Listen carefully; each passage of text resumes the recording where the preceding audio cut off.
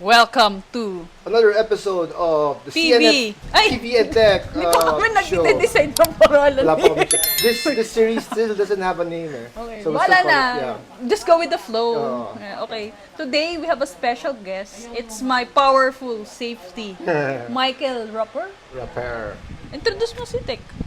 Huh? Ay, introduce mo si Michael. Hindi, mas nag-ano kayo, mas may relationship Ano siya? as your safety. Siya yung safety ko, guys. Kaya ako lumakas. Ang lakas ng safety ko. Yeah. Si Michael Roper yung safety Yeah. ko. But more than Mga that, estudyante, Michael. but more than that, Michael is also a swim coach. Competitive Teaches swimmer. Yeah, a competitive swimmer and a coach here in Alab and in South Trench in the Pinas.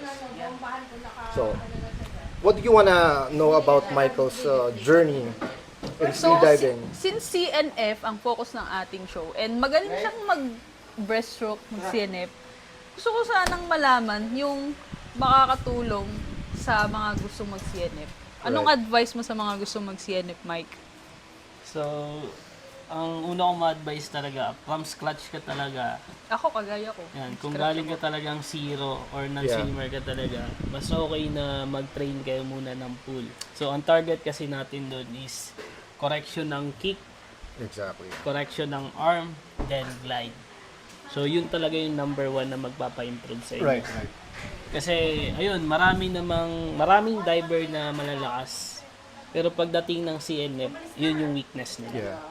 In South Trench, we actually specialize. You guys specialize in teaching CNF, di ba? So for the students that you've had who want to learn CNF, what are the common challenges that they struggle with? Like when you teach them, what do they have a hard time trying to figure out?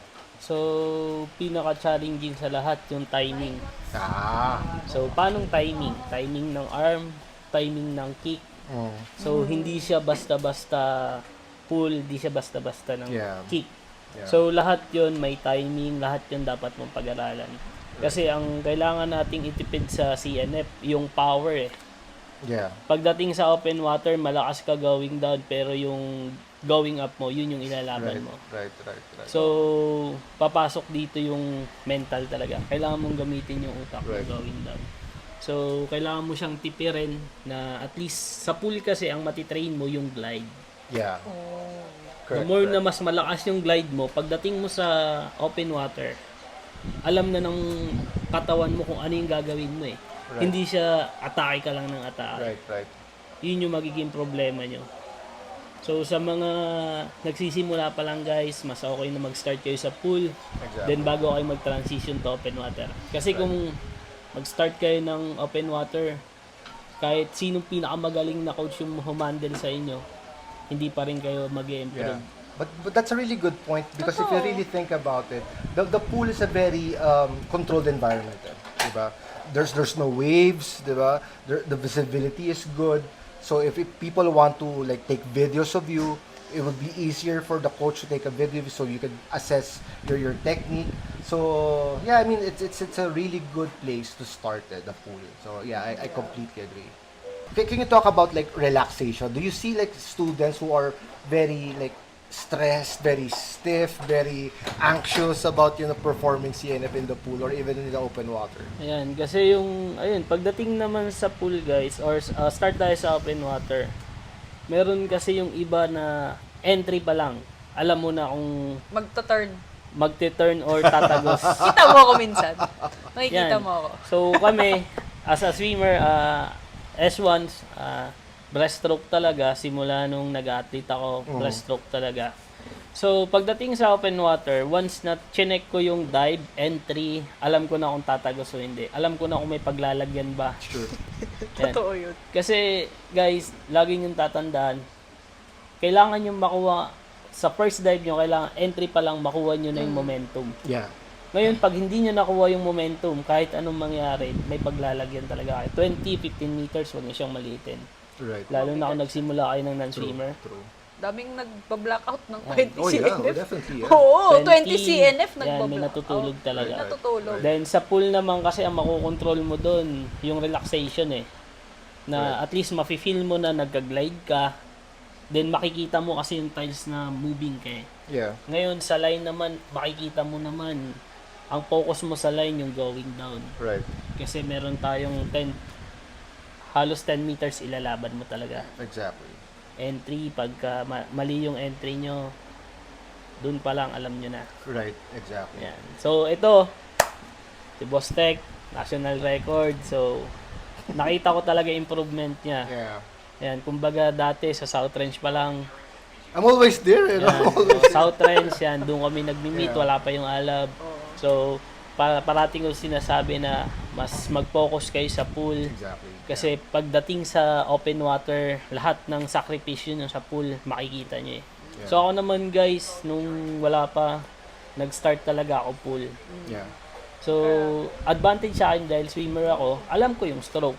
Yeah. Pero pagdating dito kasi, kailangan natin palakasin yung mental eh. Yeah. Yeah. True. So, yung una, takot talaga. Then, syempre, nakapag-adjust ka na, nakapag-adjust naman.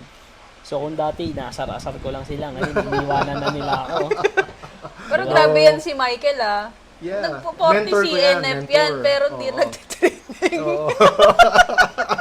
Oo nga. Hindi siya nagtitraining Hindi nag-training pero nagpo-40 Nagpo-40 CNF yan. Yeah, exactly. Oo, magaling siyang So, but that's I mean, to go back to the point, yeah, it's the mental aspect of CNF all boils down to relaxing also. Yeah. You need to be relaxed in a really good state of mind to be able to perform it.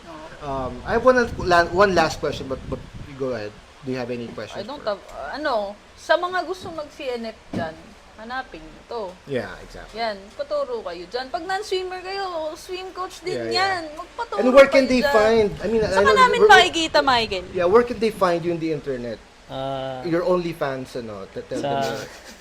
ano na lang guys, sa Instagram, well, ayan, Mike Pandiver, yan, makikita nyo Nakakollab ako siya doon. lagi sa mga posts. Yan. Yeah. And he's my very powerful safety. Guys, hindi ako gagaling kung hindi niya Yeah. ako Part of your sinisave. confidence, Oo, diba, going safe- deep is Malakas because yung of safety ko talaga. Exactly. Talagang pag hindi si Michael o si Coach Abder yung safety ko, parang takot ako. Right, Pero right. pag nandyan sila, lalo nang nasa kamotes ako, sila yung ini-imagine kong nagsisafety sa akin.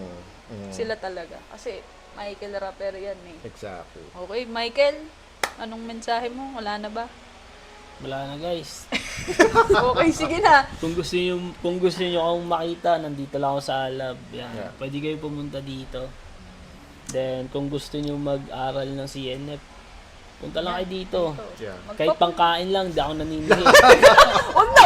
Pangkain lang, okay na ako dun. So, yan guys. Michael Rapper, my most powerful safety. Thanks, Peace. man. Bye. Peace out. Dive safely, guys. Bye. Bye. Yes. Sign okay.